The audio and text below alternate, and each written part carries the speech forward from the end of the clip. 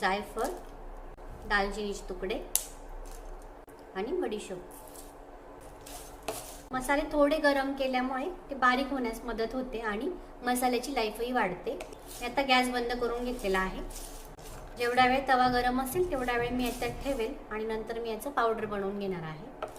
गरम झालेले मसाले आता आपण मिक्सरच्या भांड्यात टाकून याचं पावडर बनवून घेणार आहोत. सुंठचे तुकडे असतील तर 2 मोठे तुकडे घ्यायचे आहेत. मी पावडर घेतलेली आहे म्हणून 2 मोठे चमचे पावडर घेतलेली आहे. पावडर बनवून घेतलेला आहे आपण. 2-3 महिने हा मसाला चालतो. आता आपण मसाला चहा बनवूया.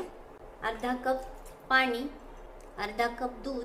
दूध ताजं घ्यायचं आहे, साय काढलेलं नाही घ्यायचं. साय काढलेल्या दुधाने चहा चांगला येत नाही. दूध आणि पाणी एकत्र गरम केल्यामुळे चहा छान टेस्टी बनतो. दूध आणि